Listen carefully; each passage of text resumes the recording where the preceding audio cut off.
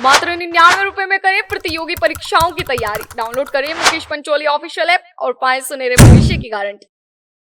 नमस्कार दोस्तों, एजुकेशन नगरी में आपका स्वागत है। पिछले दिनों एजुकेशन नगरी ने अपना एक व्हाट्सएप नंबर जारी किया था जिसमें युवाओं के द्वारा उनके सवाल हमसे पूछे जा रहे हैं। रीट लेवल 2 में रीशफल परिणाम की उल्टी गिनती शुरू हो चुकी है, तो वहीं साइंस मैथ के जो स्टूडेंट हैं वो हमसे लगातार एक सवाल कर रहे हैं क्योंकि उनकी पीड़ा एक सवाल से है। 0.60 नंबर आपको रोजगार से कितना दूर कर सकता है, ये वह सवाल इसकी बानगी है। आपको बता दें कि जो साइकोलॉजी का एक सवाल इस भर्ती में पूछा गया था, वो सवाल मैं आपसे साझा कर रहा हूं क्योंकि इस सवाल को लेकर बहुत सारे जो स्टूडेंट है वह हमसे संपर्क कर रहे हैं।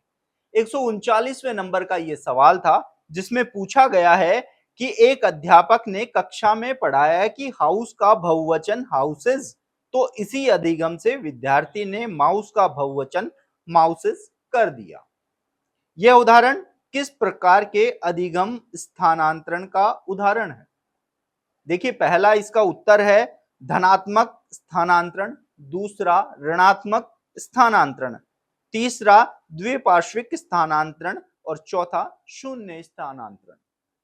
अब देखो, जो साइकोलॉजी के नियम के हिसाब से अगर बात की जाए तो इस सवाल का जवाब कुछ दूसरा है और बोर्ड की ओर से इस सवाल को सब्जेक्ट के रूप में मानते हुए इसका उत्तर माना है ए, यानी कि धनात्मक स्थानांतरण। अब हम आपको कुछ उदाहरण बताएंगे जिसमें इस सवाल का उत्तर ऋणात्मक स्थानांतरण माना गया है।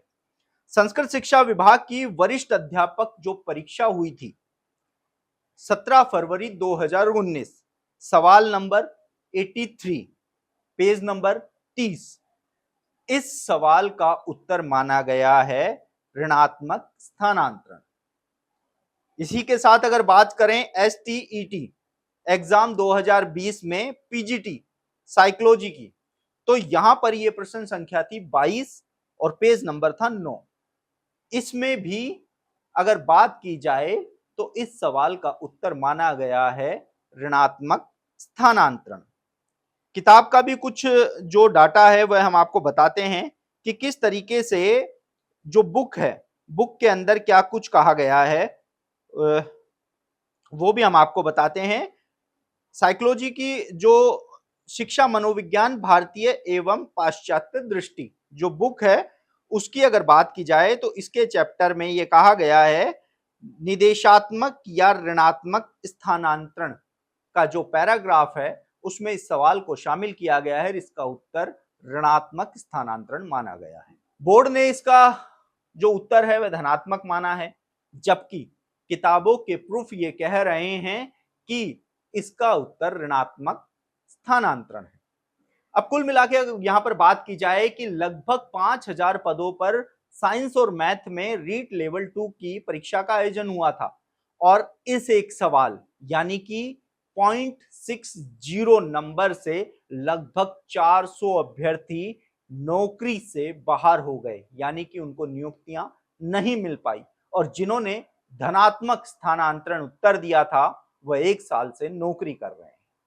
लगभग 400 से ज्यादा स्टूडेंट इस समय अपनी नौकरी के लिए संघर्ष कर रहे हैं। अधिकारियों से लेकर मंत्री तक वह गुहार लगा रहे हैं, लेकिन उनकी समस्या सुनी नहीं जा रही है।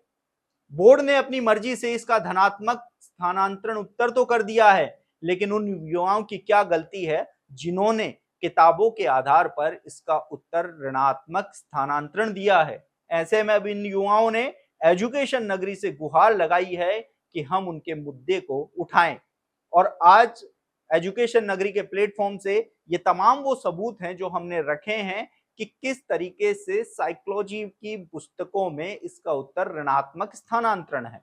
ऐसे में राजस्थान कर्मचारी चयन बोर्ड और सीएम भजनलाल सरकार से ये उम्मीद की जाती है कि इन युवाओं को इंसाफ मिलेगा, क्योंकि गलती इनकी नहीं है, बोर्ड की एक गलती की वजह से इन 400 युवाओं का भविष्य वो बर्बाद होने की कगार पर पहुंच चुका है और नौकरी उनसे कोसों दूर नजर आ रही है। आप देखते रहिए एजुकेशन नगरी, मैं हूं ललित वर्मा।